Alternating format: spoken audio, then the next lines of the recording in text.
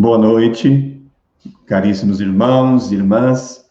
É uma alegria podermos compartilhar deste momento, deste mini curso sobre o Evangelho de Marcos, iniciando este mês dedicado à Bíblia, este mês de setembro. A nossa arquidiocese entra nesta perspectiva de facilitar e de mergulhar na leitura, no estudo da Palavra de Deus, dentro deste mês de setembro. Fico feliz pela tua companhia e convido você, nesse instante, a já então adentrar neste horizonte que é a Palavra de Deus, que ilumina a nossa vida e que nos coloca cada vez mais no horizonte mesmo de Deus. A iniciativa desse minicurso surgiu primeiramente em nível paroquial. Quando solicitei a presença de alguns ex-professores e também de alguns amigos para nos ajudar nesse minicurso, eles sugeriram que ele fosse também, de uma certa maneira, colocado para a arquidiocese toda. E nessa perspectiva, propusemos ao nosso arcebispo, que muito gentilmente aceitou, abraçou e nos autorizou a comunicarmos para a arquidiocese toda esse mini curso sobre o Evangelho de Marcos. Por que Marcos? Porque o ano que vem, na liturgia, leremos, meditaremos, nos alimentaremos deste Evangelho, com Marcos no seguimento a Jesus. Esse é o título do nosso minicurso, esse é o título desta nossa aventura, por assim dizer.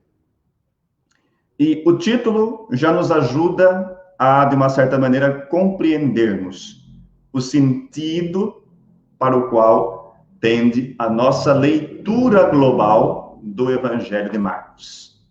Nos colocarmos no seguimento a Jesus. Nos colocarmos no discipulado a Jesus de Nazaré. Por isso, hoje, nós damos o pontapé inicial neste nosso minicurso e nas próximas quintas-feiras teremos a companhia destes nossos amigos que nos ajudarão a fazermos uma leitura, a uma compreensão de cada bloco do Evangelho de Marcos, de modo que tenhamos, mais uma vez, uma leitura global. Qual é o objetivo dessa noite? O objetivo dessa noite é, acima de tudo, preparar o terreno, fazermos uma introdução à leitura do Evangelho de Marcos. Logo, uma introdução precisa ser, de uma certa maneira, delimitada em seus aspectos. Mas, ao mesmo tempo, nós não nos aprofundaremos em questões exegéticas, em questões como, por exemplo, a história da redação, em questões como o ambiente sociocultural da comunidade de Marcos, de certa maneira, né, de modo bem superficial, mas tentaremos colocar as balizas para que possamos compreender o Evangelho de Marcos, mas também esta baliza nos preparará para lermos outros evangelhos também, né? Então, nessa perspectiva, eu gostaria de propor, né, a vocês a estrutura do curso dessa nossa primeira videoaula, né, que é apresentar, portanto, a estrutura dessa noite. Então, dentro da introdução, né, ao Evangelho de Marcos, nós procuraremos fazer uma baliza para uma leitura dos evangelhos, onde nós abordaremos, né, um princípio hermenêutico dos evangelhos, o que significa a palavra evangelho. Olharemos também um pouco a questão sinótica, como que baliza mesmo para que a gente possa compreender a leitura do Evangelho de Marcos, mas ao mesmo tempo abrir o horizonte para a compreensão e para a leitura dos outros evangelhos.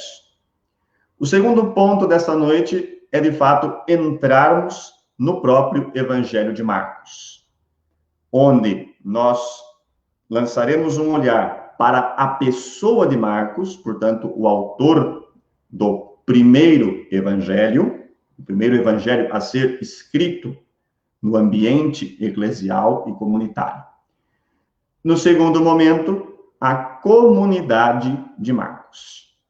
Hoje, entraremos em contato com a pessoa de Marcos, em contato com a comunidade de Marcos, e lançaremos um olhar para algumas estruturas, algumas temáticas que aparecem ao entorno do Evangelho e que nos ajudarão, portanto, a compreender um pouquinho mais deste Evangelho, que é o Evangelho da catequese da igreja.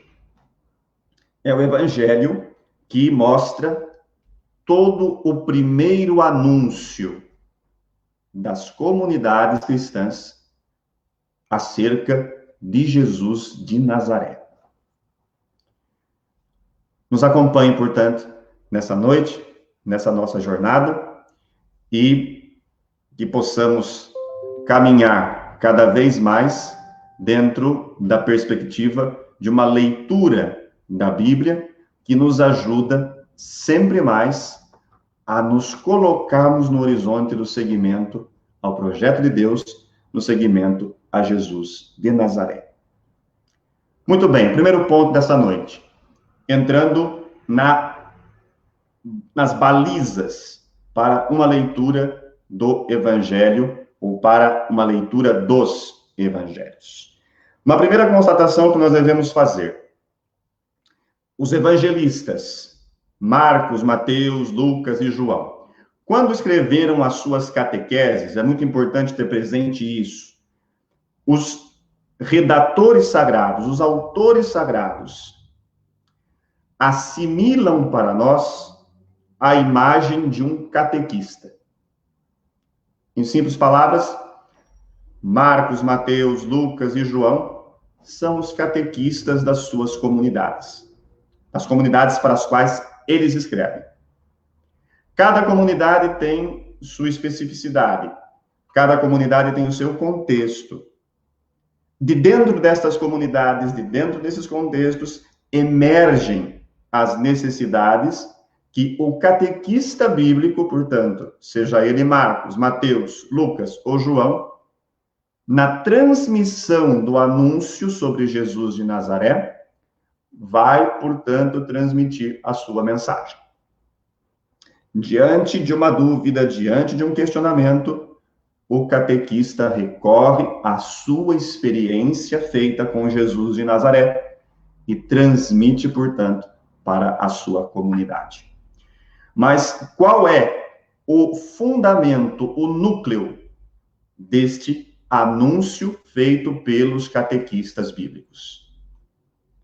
No caso do Novo Testamento, os evangelistas Marcos, Mateus, Lucas e João partem de um princípio fundante, que constitui o núcleo da fé das primeiras comunidades e que constitui o núcleo da fé para todas as gerações subsequentes. O mistério pascal de Jesus: paixão, morte e ressurreição. O conteúdo, o ponto de partida é sua paixão, morte e ressurreição. Não é o seu nascimento. Então, o pressuposto hermenêutico do Evangelho, do Novo Testamento, podemos até nos apropriar de uma linguagem paulina, é justamente este: anunciar Cristo crucificado e ressuscitado. Portanto, o ponto de partida é o anúncio a respeito do acontecido com Jesus de Nazaré, sua paixão, morte e ressurreição. O querigma portanto, o anúncio primeiro e fundamental de fé da comunidade é o mistério pascal de Jesus. Se nós quiséssemos nos questionar sobre o que são os evangelhos, nós poderíamos dizer, né, dentro das intenções de cada evangelista, que eles são o anúncio do mistério pascal de Cristo, sua paixão, morte e ressurreição, precedidos de uma longa introdução. Essa longa introdução que nós podemos identificar como a vida pública, o ministério público de Jesus, vão tratando de responder às perguntas, os questionamentos das primeiras comunidades, da comunidade de Marcos, da comunidade de Mateus, da comunidade de Lucas, da comunidade do quarto evangelista, da comunidade de João. Nesse sentido, o princípio hermenêutico, em síntese, o princípio hermenêutico, ou seja, a leitura, a interpretação dos evangelhos, é o mistério pascal de Cristo, precedido de uma longa introdução, que são as narrativas acerca da vida do ministério público de Jesus. Mas as comunidades cristãs vivem na história. O lugar delas é na história, na realidade. A história e a realidade faz com que surjam perguntas a respeito deste Jesus de Nazaré. Uma das primeiras perguntas é justamente por que ele morreu? Qual é o sentido da sua morte? Portanto, esta longa introdução que os evangelistas preparam, ou seja, a narrativa da vida do ministério público de Jesus, vão tratando de responder também estas questões. De modo que o discípulo, o leitor do evangelho, quando lê o evangelho, desde o seu começo, seja encaminhado para a conclusão, para o núcleo, para o elemento fundante da fé e da proclamação de fé, que é, portanto, o mistério pascal de Jesus. Muito bom e importante sempre lembrar isto. Cada evangelista vai, portanto, escrever o seu evangelho, a sua catequese, para a sua comunidade específica. Por isso, os evangelhos têm na forma em que ele se encontra, né, no modo de 4 evangelhos canônicos, eles apresentam, dentro dessa perspectiva, uma visão acerca de Jesus de Nazaré. Os evangelhos, eles são cristológicos e soteriológicos. O que significa isso, Padre João? Ou seja, cristológico significa que está em relação à identidade de Jesus de Nazaré. E soteriológico significa que está ligado à salvação realizada por Deus através do seu Cristo, do seu Messias, Jesus de Nazaré. Agora, se nós quiséssemos nos perguntar de uma forma negativa, o que não são os evangelhos? Poderíamos dizer assim: os evangelhos, com toda certeza, não são biografias acerca de Jesus. Os evangelistas não querem contar cronologicamente, como se fosse uma crônica, no estilo literário de uma história, de uma crônica, quimicamente comprovada, com todos os dados, com todos os artifícios da interpretação, da história, da historiografia antiga. Os evangelistas não têm essa intenção. Os evangelistas não querem escrever uma biografia de Jesus. Eles escrevem um relato de uma experiência de fé de uma comunidade com o Senhor, crucificado, ressuscitado. Então, a gente precisa começar a compreender e também até mesmo desmistificar algumas ideias que muitas vezes temos acerca da Sagrada Escritura como um todo, não só nos evangelhos. Que fazer arqueologia, fazer história através da Sagrada Escritura pode se revelar frustrante. Fazer história, fazer arqueologia a partir do que está escrito e relatado nos evangelhos pode ser frustrante, porque, repetindo, os evangelhos não são biografias de Jesus. Não passa pela intenção dos evangelistas fazer uma biografia quimicamente comprovada, historicamente comprovada, da vida de Jesus de Nazaré. Eles querem, portanto, e fundamentalmente, transmitir para os seus discípulos leitores uma experiência de fé com Jesus ressuscitado. Essas primeiras balizas, portanto, nos ajudam a nos encaminhar para o próximo momento, que é justamente o significado da palavra evangelho. Literalmente, etimologicamente, evangelho significa boa notícia. Essa boa notícia, na antiguidade, fora da Bíblia, tem um contexto. Ela é uma boa notícia que não é escrita, mas proclamação oral. No ambiente extra-bíblico, no ambiente fora da Bíblia, na antiguidade clássica, todas as vezes que dentro dos impérios nascia um novo príncipe, aconteciam coisas importantes dentro da corte, e para que todo o império soubesse, se anunciava um evangelho, por assim dizer. Portanto, essa palavra evangelho já se faz presente dentro desse contexto dos povos antigos. Acontecimentos importantes, vitórias, conquistas de um império antigo, era sempre proclamado dentro do seu reino, do seu império, como uma boa notícia. É uma proclamação oral.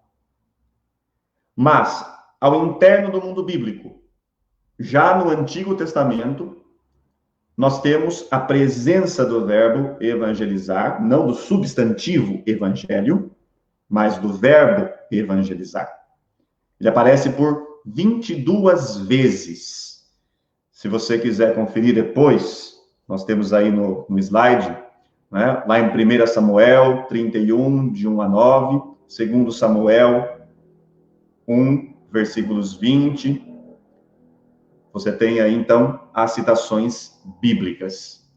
Em que contexto o verbo evangelizar aparece no Antigo Testamento? Aparece em 3 aspectos. No anúncio de libertação, na proclamação de uma vitória sobre os inimigos e sobre a intervenção salvífica de Deus na história do seu povo. Vamos recapitular, então. Nestes 3 momentos, no Antigo Testamento, nós vemos a presença desse verbo evangelizar.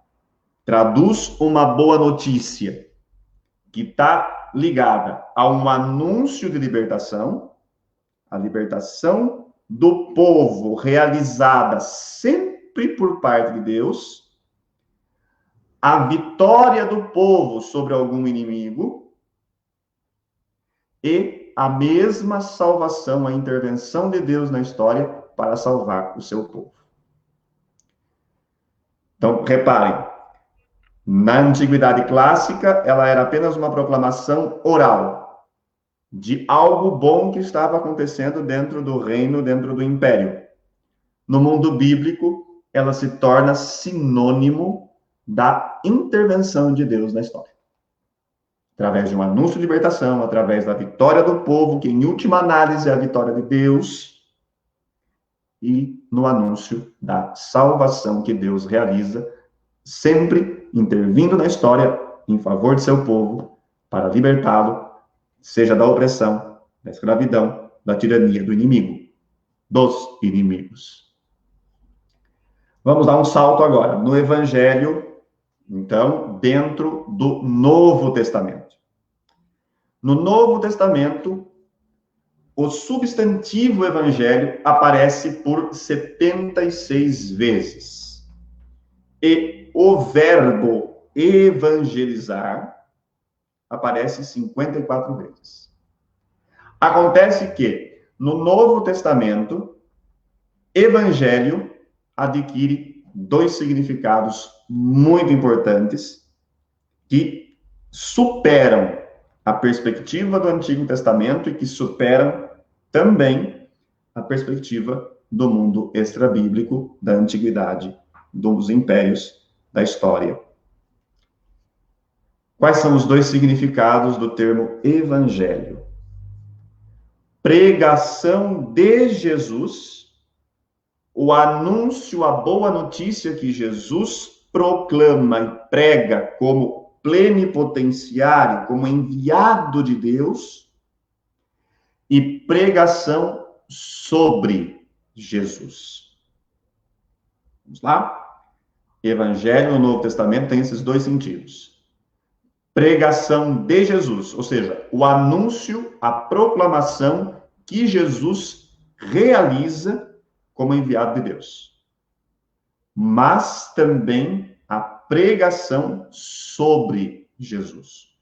Ou seja, o relato, a narrativa de uma experiência de fé de uma comunidade com Jesus de Nazaré. Podemos dizer que o Evangelho, numa perspectiva também paulina, é o próprio Jesus. O Evangelho é uma pessoa. É o anúncio que uma pessoa faz e, ao mesmo tempo, o anúncio sobre esta pessoa, Jesus de Nazaré. Vamos para o próximo ponto, então, do nosso primeiro ponto, que são as balizas para que a gente possa ler, portanto, os evangelhos, que é justamente a questão sinótica. O que é essa questão sinótica? Nós primeiro temos que compreender que Marcos, Mateus e Lucas são chamados de evangelhos sinóticos, diferentemente do quarto evangelho. O quarto evangelho é o evangelho joanino, cuja tradição atribui a João, a comunidade de João, e nesse sentido, o quarto evangelho tem uma perspectiva, uma leitura e uma cronologia que difere destes três evangelhos que chamamos de sinóticos. O que significa a palavra sinótico? Significa ler sob o mesmo olhar. É como se pegássemos o Evangelho de Marcos, o Evangelho de Mateus e o Evangelho de Lucas, colocássemos eles em colunas, né? Nós temos um livro chamado Sinopse dos quatro evangelhos, e fizéssemos uma leitura comparativa deles, em forma de coluna. Veríamos em Marcos e em Lucas discursos, atitudes, ensinamentos de Jesus que são comuns ao Evangelho de Marcos. O que a gente pode deduzir disso, então? Que o Evangelho de Marcos é, portanto, a fonte narrativa comum aos outros dois evangelhos. O Evangelho de Mateus e o Evangelho de Lucas. Porque existem semelhanças ao interno desses dois evangelhos, o Evangelho de Mateus e o Evangelho de Lucas. Tem aí com vocês, né, um slide que mostra justamente essa questão sinótica bem ilustrada, né, que está aqui em roxo. né? Você pode ver aí, hipótese sob as duas fontes, que é, portanto, essa questão dos evangelhos sinóticos. Você pode ver aí o evangelho de Marcos, depois, embaixo, o evangelho de Mateus e o evangelho de Lucas. E do lado, em azul, você vê um quadradinho com a letra Q. Voltando àquela explicação, tomando como base aquela explicação. Marcos é a fonte narrativa para Mateus, para Lucas. Então, você vê duas flechinhas saindo de Marcos, uma na direção de Mateus e uma na direção de Lucas, na mesma cor. O que significa isso? Que Mateus e Lucas seguem a narrativa, a parte narrativa, semelhante ao Evangelho de Marcos. Agora, nós temos uma outra questão. Existem ditos de Jesus presentes no Evangelho de Mateus e presentes no Evangelho de Lucas que não são de Marcos, ou seja, que não se encontram dentro do Evangelho de Marcos, mas se encontram dentro de uma fonte que nós chamamos fonte dos ditos, representada pela letra Q. Por que a letra Q? A letra Q é a inicial da palavra Quelle, em alemão, que significa fonte. A palavra Quelle significa fonte. Portanto, os ditos, as sentenças que estão em Mateus e que estão em Lucas, mas que não se encontram no Evangelho de Marcos, podem ter vindo desta fonte chamada Q, a fonte dos ditos. Depois, aí na ilustração, você pode perceber que tem, ao lado do azulzinho, que é a fonte Q, uma parte em Mateus que está em verde e outra parte que está em azul mais claro. O que significa isto? São as fontes ou tradições próprias que os evangelistas Mateus e que Lucas conservam dentro de sua comunidade. Material próprio de Mateus, material próprio de Lucas, que a gente convenciona chamar assim, Sondergut, material próprio, tradição própria. Então, na sua composição, os evangelhos, né, são, dentro dessa perspectiva, constituídos por um fio narrativo, por uma parte narrativa, que Mateus e Lucas seguem de Marcos. Mas existem ditos, sentenças, frases de Jesus, que Mateus não emprega de Marcos e que Lucas não pegou de Marcos. Elas são provindas dessa fonte chamada fonte dos ditos. E depois, a comunidade de Mateus, bem como a comunidade de Lucas, possuem tradições que são chamadas próprias. E dessa maneira, portanto, Mateus e Lucas articulam a sua escrita, articulam a composição do seu evangelho. Essa é a questão sinótica. Quando pegamos o evangelho de Mateus, o evangelho de Lucas e o comparamos com Marcos, fazemos uma leitura comparativa, vamos perceber justamente isto, que o evangelho de Marcos é o fio condutor para Mateus e para Lucas. Aquilo que não se encontra em Marcos pode ser encontrado, pode ter vindo, pode ter sido proveniente da fonte dos ditos, a fonte Q. Ou podem ser frutos da própria comunidade de Mateus e da própria comunidade de Lucas. Com isso, a gente já dá um passo importante. na seguinte compreensão. Em critério de antiguidade, Marcos é o primeiro evangelho. Marcos é o primeiro evangelho escrito.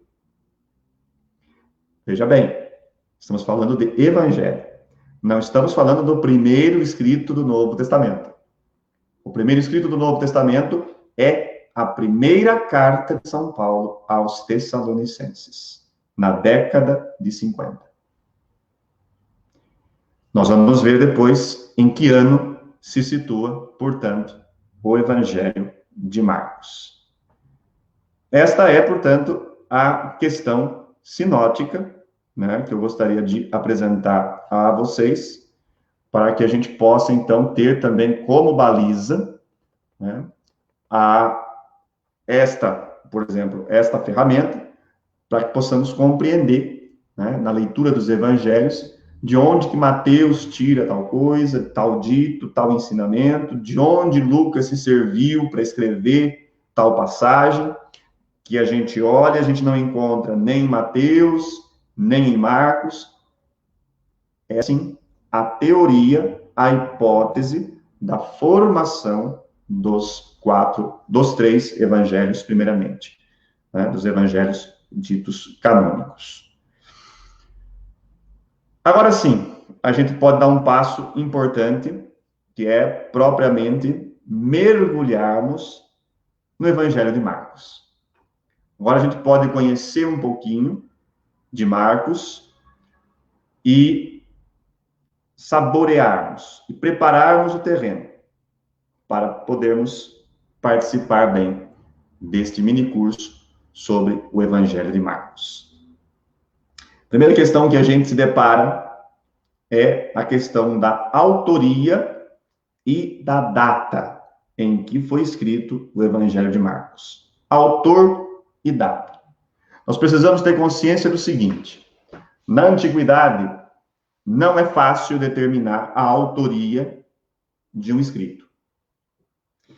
Os evangelhos, principalmente, não contém nenhuma assinatura que comprove a autoria de Marcos, de Mateus, de Lucas, de João. Não existe nenhuma assinatura que nos faça ver que aquele texto recebe a autoria daquele evangelista, daquele escritor. Por quê? Porque existe uma diferença na antiguidade, nos textos antigos, para se identificar o autor e o redator do texto. Quem é o autor do texto? O autor do texto é aquele que concebe a ideia do texto. O redator é aquele que escreve, que redige, que coloca por escrito aquela ideia já concebida anteriormente. Uma palavrinha muito bonita para esse sujeito, o redator. É o amanuense. É aquele que redige o evangelho. Como que a gente pode, então, portanto, identificar o autor, no caso aqui, deste evangelho, o autor do evangelho de Marcos? Por dois critérios. Um critério interno e um critério externo. Pelo critério externo, se entende aquilo que está fora do texto, ou seja, fora do campo bíblico. São fontes, testemunhos, textos antigos que nos ajudam a ver, a compreender que aquele é o autor de tal obra.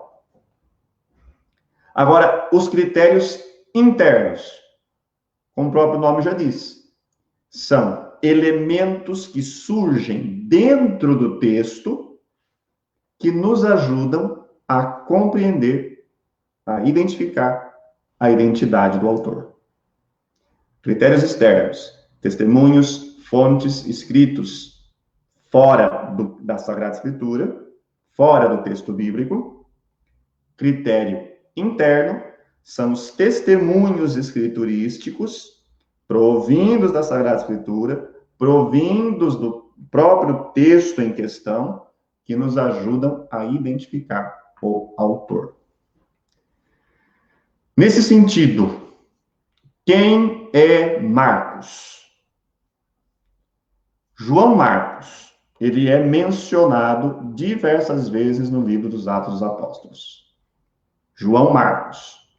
Ele tem um nome judaico, João, e um sobrenome romano, Marcos.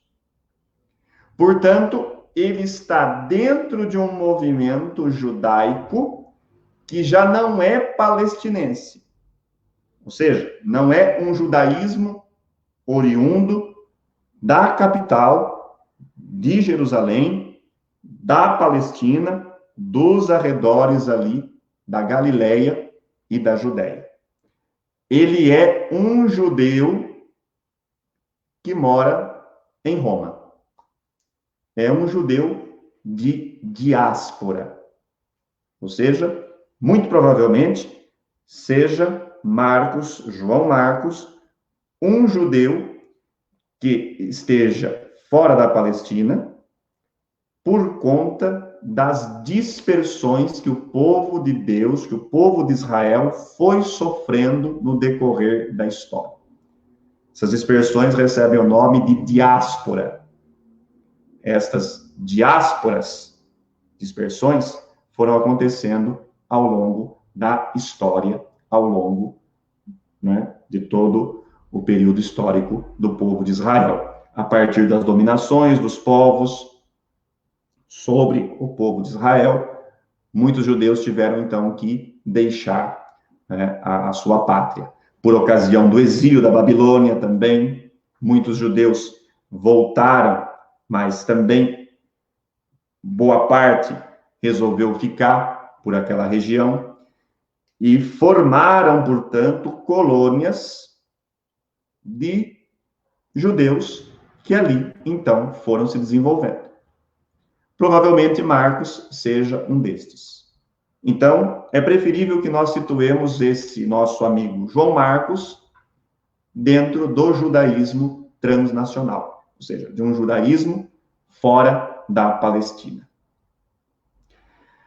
Nós conseguimos identificar Marcos a partir de Atos dos Apóstolos, das cartas de Paulo e da primeira carta de Pedro. Estamos, portanto, dentro do critério interno da identificação do autor. Nós podemos encontrar relatos de João Marcos quando a comunidade de Jerusalém se reunia na casa da mãe deste João Marcos, lá em Atos 12, versículo 12. Encontramos vestígios, descrições de Marcos na missão com Paulo e Barnabé, Atos 12, versículo 25. Depois, no capítulo 13, versículo 5. João Marcos, ele é mencionado na carta a Filémon, enviada por Paulo a Roma, quando Paulo estava, portanto, preso, lá em Filémon, capítulo 2, versículo 4. E ele parece, João Marcos, um homem de confiança do próprio Paulo, né? Para que estabelecesse contato com o povo de Colossas e com o povo de Éfeso. E seu nome também aparece na primeira carta de Pedro, capítulo 5, versículo 13, onde o apóstolo Pedro chama João Marcos de meu filho. Então, no critério interno, a gente já tem informação sobre o nosso evangelista. Agora, quais os critérios externos que nos ajudam a identificar ainda mais Marcos como evangelista, como autor deste primeiro evangelho escrito? Nós temos um testemunho de uma pessoa muito importante na antiguidade, que é Pápias. bispo de Hierápolis. Ele atribui a Marcos a função de intérprete de Pedro. E ele faz, portanto, a compilação das palavras e das ações de Jesus, vindas, proclamadas, pregadas pelo apóstolo Pedro. A gente encontra esse testemunho de Pápias a respeito de Marcos como intérprete de Pedro em História Eclesiástica de Eusébio de Cesareia, um escritor eclesiástico, lá na sua obra História Eclesiástica, capítulo 3, 39, 15.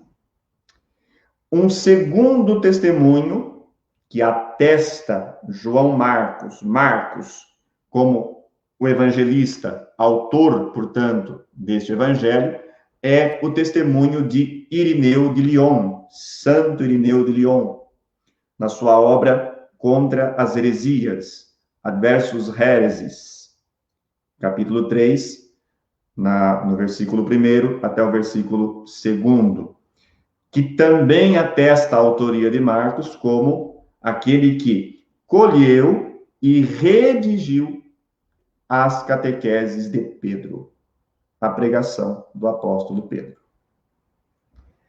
Sintetizando, as indicações que a gente possui em Atos dos Apóstolos e nas cartas do Novo Testamento já bastam para a gente imaginar uma personalidade de Marcos polivalente, uma personalidade comunicativa, um homem, nas palavras de 2 Timóteo, muito prestativo para o ministério. E os testemunhos de Pápias, coletados, então, por Eusébio de Cesareia, em História Eclesiástica, e de Santo Irineu de Lyon, contra as heresias, já nos dão uma imagem do catequista Marcos, como, portanto, aquele que compilou a pregação de Pedro, mas que também teve uma certa influência de Paulo. Nesse sentido, nós temos aqui, portanto, a identificação do autor do Evangelho, por critérios internos e por critérios externos. Quando o Evangelho de Marcos foi escrito? O Evangelho de Marcos foi escrito entre os anos de 65 a 70 depois de Cristo. O critério que nos ajuda a identificar que o Evangelho de Marcos foi escrito nesse período é a destruição do templo em Jerusalém, no ano 70. No ano 70, os judeus da Palestina, de Jerusalém, se revoltam contra o poder romano, contra a dominação romana. É a chamada Primeira Guerra Judaica. Como a Palestina era província vassala do Império Romano, qual é a solução? Enviar legiões, exércitos, para sufocar aquela revolta, porque ninguém pode se levantar contra o poder imperial. Morreu muita gente. Jerusalém foi destruída. O templo de Jerusalém foi devastado. Então, esse critério da destruição do templo serve como um marco temporal para a gente identificar o período no qual começaram a ser escritos os evangelhos. Existe uma datação próxima e uma datação um pouco remota, né? A datação mais remota entra dentro desse campo dos anos 65 a 70. A outra datação varia do ano 70 ao ano 75. Mas qual a diferença, padre? Como que a gente pode conjecturar a respeito disso? Na verdade, isso, né, não é tão fácil da gente pensar, né? Mas a gente pode olhar para o texto bíblico de Marcos, para o Evangelho de Marcos. Por exemplo, em Marcos 13, onde a gente tem as palavras de Jesus contra a instituição do templo, contra o templo. Quando Jesus entra em Jerusalém, depois entra no templo, vê aquela situação horrorosa em que se encontra o templo e faz, portanto, a limpa. É um gesto profético de Jesus, em primeira análise. Mas também nos dá a entender que, se o templo de Jerusalém, na narrativa de Marcos, é apresentado, construído, significa, ou poderia nos levar a concluir, que o evangelho poderia ter sido escrito até o ano 70. Agora, quando nós vemos palavras de Jesus contra o templo, que de uma certa maneira profetiza sua destruição, alguns exegetas, alguns teólogos já se inclinam por dizer que possivelmente o Evangelho de Marcos tenha pelo menos essa datação, entre 70 a 75. Se o texto apresenta o templo em pé, o templo construído, então é possível que o texto seja datado antes do ano 70. Se o texto apresenta profecias contra o templo, significa que o autor está introjetando no texto bíblico, colocando no texto bíblico o que já aconteceu. É preferível que fiquemos com o período de 65 a 70. Fato é, os anos 70 depois de Cristo, são um divisor de águas para as primeiras comunidades cristãs. São um divisor de águas para a escrita dos evangelhos. Nós estamos vendo isso de modo muito particular no evangelho de Marcos. Mas no evangelho de Mateus e no evangelho de João, essa questão da destruição do templo fica muito mais evidente. Ou seja, o fator 70, os anos 70, são aqui muito importantes. Porque a partir disso, dos anos 70, depois da destruição do templo, o judaísmo começa a se reconfigurar. E o movimento de Jesus, os seguidores e seguidoras de Jesus, ainda eram um movimento intrajudaico. Eles ainda não tinham se emancipado do judaísmo. Essa emancipação vai começar a acontecer a partir do Evangelho de Mateus, que é constituído, que é escrito por volta dos anos 80, e do Evangelho de João, que se situa nos anos 90, onde acontece um grande sínodo, uma assembleia, uma reunião, chamada Assembleia de Jâmnia, onde os judeus que estão reformando o judaísmo vão decidir por expulsar do seu meio, do meio do judaísmo, todos aqueles que podem se considerar perigosos dentro do judaísmo. Entre eles, os seguidores do Messias crucificado. Mas isso é matéria para uma outra ocasião. Vamos conhecer agora, então, a comunidade de Marcos. Já identificamos Marcos como autor deste evangelho. Já sabemos que ele foi escrito entre os anos 65 a 70. E agora vamos conhecer um pouquinho da comunidade, que é, portanto, o contexto do evangelho de Marcos, que vai nos ajudar a compreender muita coisa de toda a mensagem e da catequese desse evangelista. A comunidade de Marcos é uma comunidade que se situa em Roma. Primeira informação que nós temos. É uma comunidade que se situa em Roma. Ela é formada por dois grupos. Um grupo de judeus cristãos. Quando a gente fala judeus cristãos, são cristãos que têm origens judaicas, que estão deixando o judaísmo, que estão dando passo na fé em Jesus de Nazaré e, portanto, no modo de viver e de ser a comunidade dos seguidores e das seguidoras de Jesus. Judeus cristãos que vivem em Roma, que vivem na capital do Império. Esses judeus cristãos possuem conhecimento das escrituras do Antigo Testamento. Têm conhecimento do Antigo Testamento, mas já deram um passo para a fé em Jesus. Então, esse é o primeiro grupo.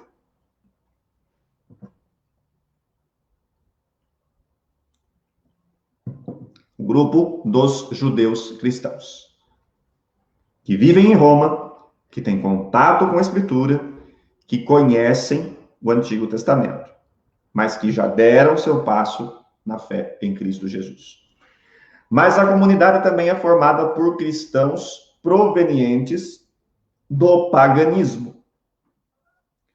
Por isso, o catequista bíblico Marcos precisa traduzir algumas palavras, precisa até mesmo ensinar e deixar claro alguns costumes que os judeus seguiam, e traduz esses costumes e traduz essas palavras para o idioma grego, no qual é escrito o Evangelho, a fim de que esses cristãos que vêm do paganismo possam compreender, possam entender a mensagem de Marcos, possam entender os costumes que Jesus critica ou as interpretações que Jesus faz a respeito da lei. Então, a comunidade, ela é formada por cristãos provenientes do paganismo e cristãos provenientes do judaísmo, da diáspora, que residem num gueto, num grupo, numa localidade de Roma. Qual era a atmosfera da comunidade naquele período? A comunidade está em Roma, é a capital do império. Naqueles idos dos anos 60, aconteceram alguns eventos que, de uma certa maneira, colocaram em crise a comunidade cristã de Marcos. Essa comunidade cristã, ela tinha muitos laços com a comunidade de Jerusalém. Era uma comunidade próxima da comunidade da Igreja-mãe de Jerusalém. Por isso, ela tinha conhecimento do que estava acontecendo ali em Jerusalém, principalmente a destruição do templo, a guerra judaica, que, de uma certa maneira, também balança a vida da comunidade de Marcos. Então, a comunidade de Marcos está dentro de um contexto de efervescência. Ela também está próxima da morte dos primeiros pregadores, Pedro e Paulo, que foram martirizados em Roma por volta de 65 depois de Cristo. Dentro da expectativa da comunidade, nós identificamos o que nós chamamos de parousia iminente, ou seja, a expectativa do retorno, da volta imediata de Jesus. O que foi a ressurreição de Jesus para as primeiras comunidades? A ressurreição de Jesus, a resposta afirmativa da parte de Deus à vida de seu filho, ela é interpretada como a acolhida de Jesus na vida divina, na glória de Deus, como filho do homem sentado à direita de Deus, exaltado à direita de Deus. E esperam a sua vinda, as primeiras comunidades, para já, para que ele possa completar a obra do reino. Então, quando a gente fala parousia iminente, a gente fala dessa expectativa, a expectativa do retorno, da volta iminente de Jesus para completar a obra do reino. Acontece que essa parousia iminente, no decorrer da história, no decorrer da vida das comunidades, ela vai sendo adiada. Começa a demorar. O que acontece com essa demora? as pessoas vão começando a se enfraquecer na sua opção de fé. Elas vão desistindo, algumas vão se escandalizando com a proposta de Jesus narrada por Marcos, porque essa proposta não corresponde ao imaginário, não corresponde às expectativas, não corresponde às esperanças que eles traziam na mente a respeito tanto do Messias esperado, como também da volta iminente e definitiva de Jesus de Nazaré. Então, esse é o contexto da comunidade. O contexto de uma comunidade que se encontra em crise, porque está sofrendo com o que está acontecendo com a comunidade mãe em Jerusalém, mas que também sofre perseguições ao interno da comunidade, porque ela está na capital, está na sede do poder imperial em Roma. Um fato que agrava ainda mais é o martírio de Pedro e de Paulo, e também o contexto dessa parousia iminente que acaba não acontecendo, que vai sendo postergada, que vai demorando. A consequência é o esfriamento na fé, a desistência de muitos, né? E também a incompreensão diante da figura de Jesus de Nazaré. Isso posto, o que resta para Marcos e para a sua comunidade? Resta ser um catequista que vai animar a sua comunidade num tempo de crise. Portanto, a finalidade da narrativa do Evangelho de Marcos, na perspectiva de muitos exegetas, é reconfortar a comunidade que se encontra oprimida naqueles idos da década de 60 para a década de 70 depois de Cristo. E iluminá-la com o testemunho de Jesus, sobre o testemunho de Jesus, para que ela possa sempre mais ressignificar a sua vida. Os que tinham esperado Jesus como um Messias triunfante estão esperando a sua volta, também ainda triunfante, ficam, é claro, escandalizados e decepcionados. Como os discípulos diretos de Jesus, também a comunidade da terceira geração, ela tem que aprender a compreensão certa acerca de Jesus de Nazaré. Torna-se, portanto, necessário guardar e redigir a primeira pregação sobre Jesus de Nazaré.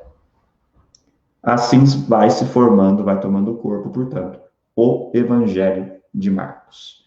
Diante desta crise, diante desse contexto de efervescência, diante das dificuldades passadas pela comunidade, o catequista bíblico gera esperança na comunidade, relembrando, passando a limpo, fazendo a memória da vida de Jesus para a sua comunidade, de modo escrito.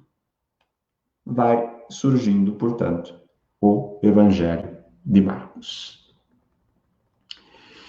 Já estamos nos aproximando, então, do nosso minicurso, da primeira noite do nosso minicurso, e a gente precisa fazer algumas considerações finais, para que eu possa deixar pelo menos um momento para alguma interação, né? Alguma dúvida, alguma pergunta, né? Ou alguma reação que vocês gostariam de fazer.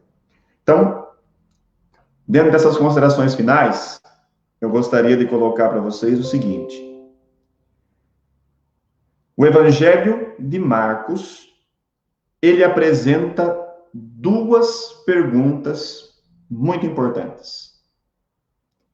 A primeira pergunta: quem é Jesus de Nazaré?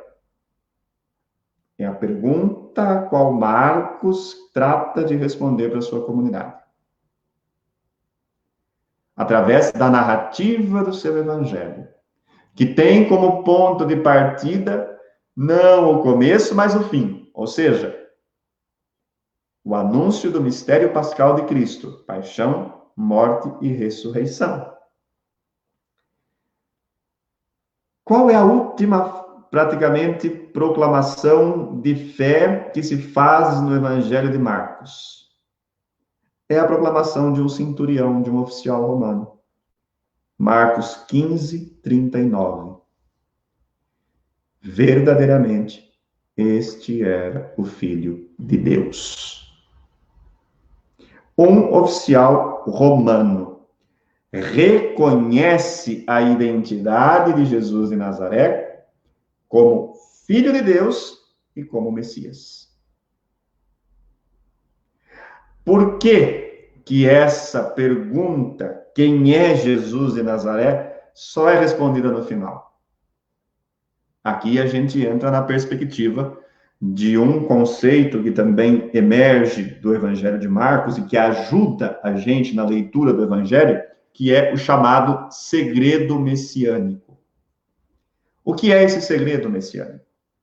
É um recurso utilizado, podemos pensar em 3 hipóteses, pelo próprio Jesus, a fim de que os discípulos não compreendam, não interpretem de forma equivocada a sua missão.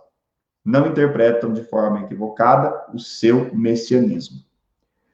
Pode ser um artifício catequético, pedagógico da própria comunidade de Marcos, que também pensa dessa maneira.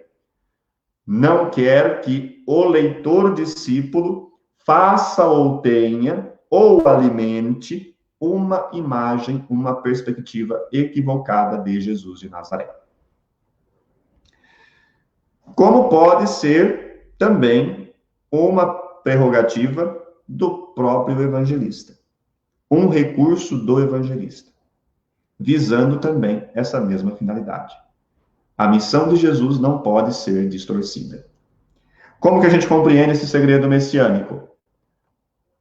Toda vez que Jesus realiza um gesto de poder, guardem bem, a tradução correta daquilo que a gente chama de milagre no texto bíblico, no texto original em grego, é gesto de poder. É a tradução da palavra grega dynamis. Gesto de poder.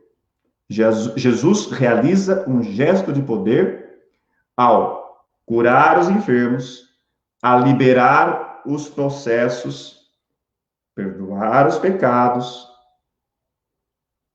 na devolução da dignidade do ser humano, perdida, manchada ou destruída pelo contexto da época. Nesse sentido, Jesus realiza esses gestos para revelar o quê? Que ele é o enviado de Deus, que ele possui a exousia, ou seja, a autoridade que o Pai lhe dá para proclamar e inaugurar o reino de seu Pai. O que são, portanto, esses gestos de poder realizados por Jesus? São sinais de que Jesus é o Messias enviado. Sinais de que o reino de Deus está presente por meio de Jesus de Nazaré. O foco desses gestos de poder não são os gestos de poder em si, mas a mensagem que eles querem transmitir para o leitor, para o ouvinte, para o discípulo e, em última análise, também para a multidão que está ali. Esses gestos de poder, eles não são centrais na vida e no ministério de Jesus. Centrais na vida e no ministério de Jesus são o anúncio do reino de seu Pai e a fidelidade à palavra de seu Pai. Estes gestos ajudam a lançar a compreensão sobre a identidade de Jesus. Mas eles não são um fim em si mesmo. Nesse sentido, quando Jesus realiza um milagre, realiza um gesto de poder, uma cura, uma liberação de um possesso por um espírito impuro, o que Jesus diz para as pessoas? Não contem nada a ninguém. De outra forma, Marcos também coloca até mesmo em discurso indireto. Jesus os proibiu severamente de contar tal coisa. Quando ele se confronta com os endemoniados, ele cala os endemoniados para que eles não proclamem a identidade de Jesus. Para quê?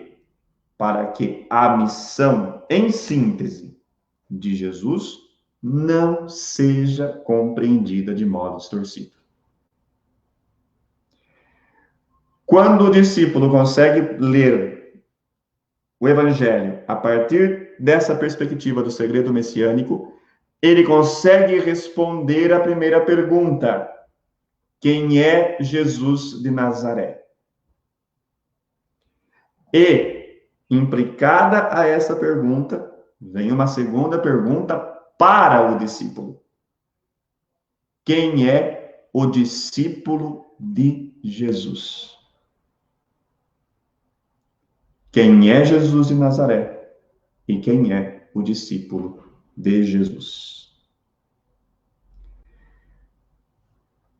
Aquele que faz o caminho com Jesus, aquele que se propõe a segui-lo, aquele que se propõe a fazer uma leitura de sua vida até o fim, sabendo por onde essa vida vai passar, aceitando o itinerário também da cruz, vai conseguir dar o passo daquele oficial romano aos pés da cruz. E vai conseguir responder a pergunta. Ele é o Filho de Deus. Queridos amigos, queridas amigas, nós, portanto, finalizamos a exposição dessa noite. E se vocês tiverem algum comentário, tiverem alguma pergunta, não sei como que estamos nas perguntas, Jonathan. Nós vamos, então, deixar agora, né, o espaço para as nossas perguntas. Então, a dona Sônia Vieira, esse é o primeiro dia do minicurso, O segundo dia, portanto, será na quinta-feira, com a presença de nossa amiga irmã Zuleika Paulina, que vai, portanto, nos dar a leitura do primeiro capítulo do Evangelho de Marcos. Mais alguma pergunta, Jonathan? Reações? Você pode mandar alguma reação, você pode também contribuir, não é, com a nossa formação, com o nosso minicurso, com alguma interação, não é, que você pode, então, mostrar, manifestar para nós, né? Ou alguma coisa que você também não tenha entendido, ou então pode até falar: Padre João, está um pouco alto, né? Eu não entendi isso. Fique à vontade, esse é um momento totalmente nosso. Obrigado, Edson, né, pela sua mensagem. Deus o abençoe. E vamos, né, caminhando dentro desta nossa perspectiva formativa dentro da nossa arquidiocese, né? A iniciativa desse minicurso, portanto, ela é justamente propor uma leitura do Evangelho de Marcos para as lideranças, para todo o povo de Deus, para os catequistas, e para a gente poder viver bem esse mês da Bíblia, né, esse mês de setembro, dentro, né, de uma preparação para a leitura do Evangelho no ano que vem. Temos mais perguntas, mais reações?